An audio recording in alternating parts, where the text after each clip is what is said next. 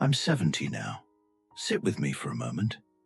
Take a look at my hands, my face, the lines etched by decades of choices, some I'm proud of, many I wish I could undo. I thought I knew everything when I was young. I thought wisdom was about following rules, checking boxes and pleasing others. Now I see how wrong I was. Life isn't a checklist. Life isn't about doing what others expect.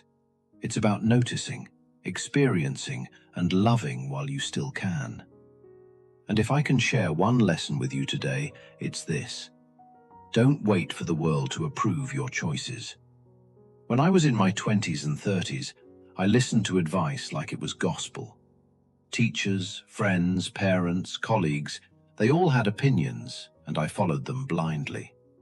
I studied the degrees, chased the promotions, and kept striving for what everyone told me would make me successful. But in that pursuit, I lost track of myself. I didn't question what I wanted. I didn't notice the small moments, the laughter over breakfast, the quiet conversations at dusk, the warmth of a hand in mine. Life was happening, and I was busy chasing someone else's version of it. Ambition is a strange thing. I thought it was strength. I thought it showed character. Looking back, it was a thief. It stole evenings with my children. It stole the quiet smiles of my partner. I spent decades building a future that I assumed would guarantee happiness. But happiness doesn't live in the future, it lives in the present. And the present kept slipping through my fingers while I stared at the horizon, waiting for later. Later arrived, but the people I hoped to share it with were already living without me. My spouse, my children, they were there, waiting for me to notice. I promised again and again that I'd make it up later. Next week, next vacation, next year, I said. But life doesn't owe us a next. Birthdays passed. School plays became recorded memories. Meals went cold while I worked late. I thought my presents could be bought with gifts and money. I was wrong. My children wanted me, not my paycheck. My partner wanted my attention, not my excuses. I learned this truth too late. Society teaches us that our value is measured by our achievements, our possessions, the house we live in, the cars we drive. I fell for it. I thought owning things was equivalent to love. I spent weekends polishing trophies and mowing lawns instead of sitting on the grass with those I loved. I built a career palace, filled it with accolades and wealth, and forgot to invite anyone to live in it with me. At 70, I look around and realize the trophies don't hug me, the cars don't laugh with me, and the house is too quiet. I treated my body like a rental car. I skipped sleep, ignored aches, and ate stress for breakfast. I told myself I'd start taking care of myself later. But life doesn't slow down, it breaks. At 70, my knees ache from years of neglect.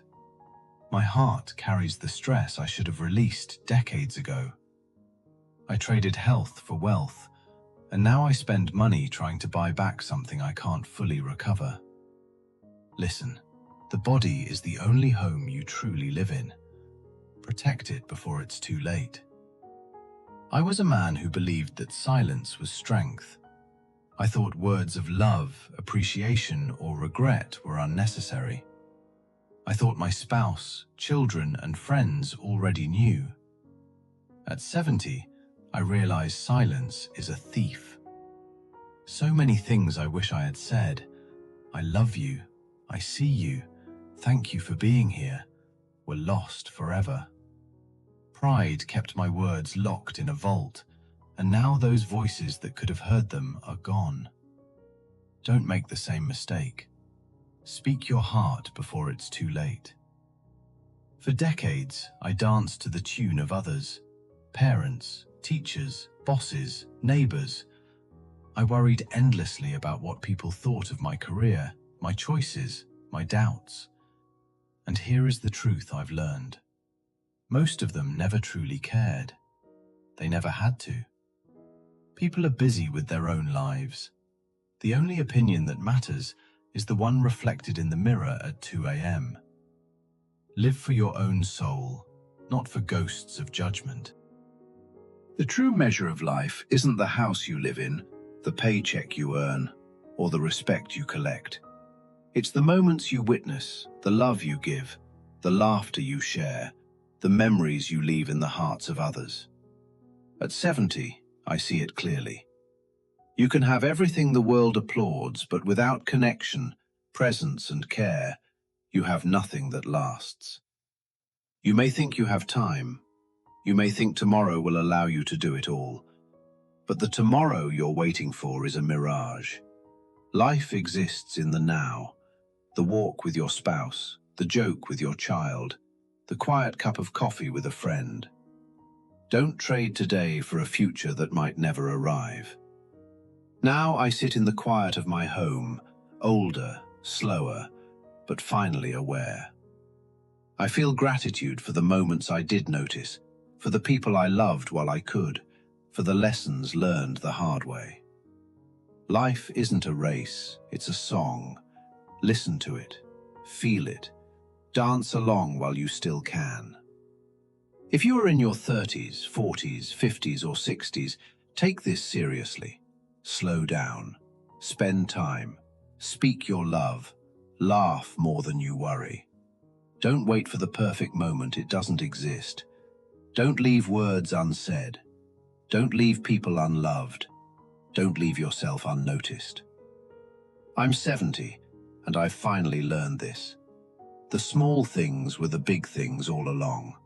The quiet mornings, the laughter, the hugs, the moments of presence, these are the treasures. Everything else fades. Everything else leaves. Don't wait until the house is silent to realize what matters. Live today, love today, be present today.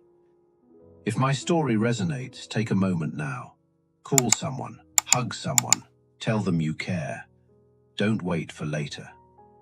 Share your reflections below. What is one small thing you will do today to be truly present? I'll be here, reading every comment, because connection, however small, still matters.